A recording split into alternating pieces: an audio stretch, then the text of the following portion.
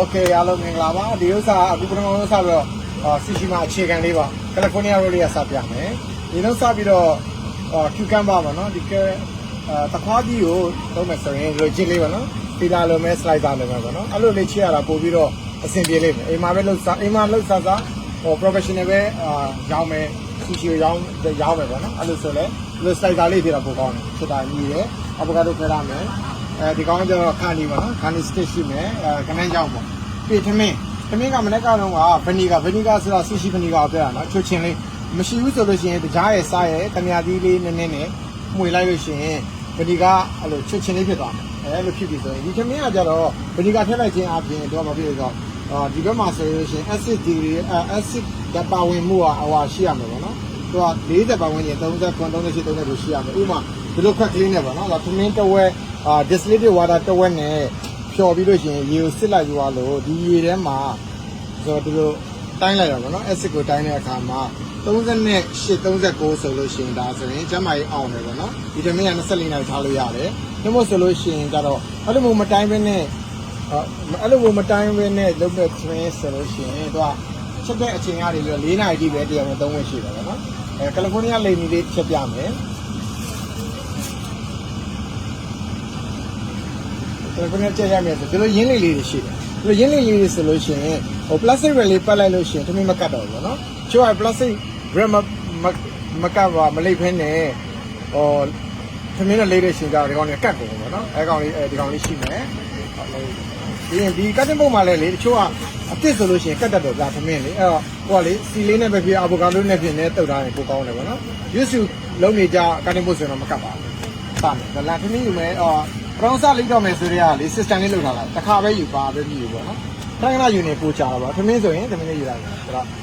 အဗိုကာဒိုအလုံးသေးသေးလုံးသားယူလိုက်မယ်ဆိုရင် CV ထိတ်ကစခင်းဒီလိုနေရာလေးစယူလိုက်ပြီးရင်ဖြန့်ချလိုက်ပြီးရင်လက်မလေးနဲ့လက်ညှိုးလေးနဲ့ပဲသွားမယ်နည်းနည်းလေးကြော်ခင်းလိုက်လို့ရှိရင်ဟိုမဖြစ်တော့တောင်းမကွဲတော့ဘူးသမင်းကလေအရင်လက်နဲ့လည်းမဖြစ်နဲ့လမ်းနဲ့ဖြစ်လိုက်လို့ရှိရင်စံစီလေးတွေကပြားကိုအရင်ခြေလို့ပြမလာတော့ဆိုရပြီနည်းနည်းကြော်ခင်းတာပါနော်ဒီဘက်လဲလိုက်ဘယ်လိုရိုးလေးကပို့ပြီးတော့လှကျင်တယ်ဆိုရင်ဘာလုပ်လဲဆိုတော့ခမင်းကနည်းနည်းလေးခမင်းပိုးလိုက်အဲ့လိုပိုးလိုက်ခြင်းအပြင်ဘာလို့လဲဆိုတော့ရိုးလှပြီးရင်ဒီလိုဒီအောက်ကခင်းတဲ့ဟာလက်တလုံးလောက်ပါလေဒီကောင်ထားလိုက်အလေကောင်လေးလက်တလုံးကြော်လောက်မှထားလိုက်ခါနေအိမ်မှာလှုပ်စားပြီးရောင်းနိုင်ရဆိုရင်နည်းနည်းကြီးရတယ်ချမ်းကဟုတ်လားပြီးရင်တစ်ခါပြီးထည့်တဲ့ခါမှာတစ်ခါပဲပေါ့နော်အဲ့လိုမလို့ပေါ့နော်တော့ပါဒီထဲဒီကောင်ကလေလက်တလုံးနော်လက်တလုံးကြော်လေးထားလိုက်သမင်းလေးတွေကကြော်ခင်းထားတဲ့ကြောင့်လေးတက်ခါမှာပြောင်းလက်မလေးနဲ့တူယူလိုက်လက်မလေးနဲ့တူယူလိုက်တစ်ချက်လေဒီနေရာလေးမှာတစ်ချက်ကုတ်လိုက်ဒီဘေးနာဒီဘက်မှာသူတို့တစ်ချက်ကုတ်တယ်ထဲထဲကိုသူတို့တစ်ချက်ကုတ်တယ်ကြည့်လိုက်တစ်ချက်ကြည့်လိုက်အဲ့လိုကုတ်ထားတော့အဲ့လိုကုတ်လိုက်ဒါပဲအဲ့တစ်ချက်ပြီးဒီဘက်ဖိချလိုက်စက်ကြော်တစ်ချက်ဖိချလိုက်ပြီးတော့အဲ့ဒါစီလိုက်တာပဲပြီးတကယ်လို့ပုံသေးဟိုနည်းနည်းလေးစတိုင်လာခြင်းနဲ့ဆိုရင်ဒီကောင်လေးကိုလက်တလုံးလောက်ခြံလာလိုက်အလဲကောင်းဖိထားလိုက်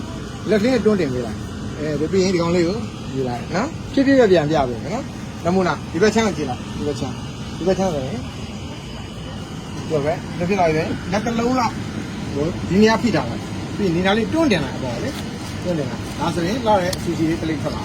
တော့ဘယ်နှပိုင်းမှာလဲဟိုမှာ9ပိုင်းမယ်ဆိုရင်ဒါ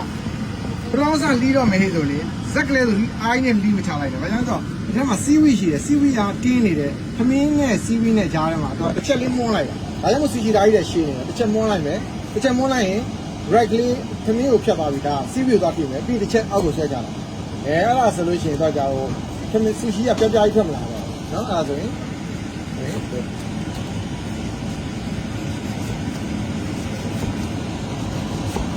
တို့နော်ဒါဆိုရင်ကွန်တိန်နာလေးရှိတယ်ဒါဆိုနံပါတ်10 site ပေါ့နော်ဖိုးတုံးဆိုရင်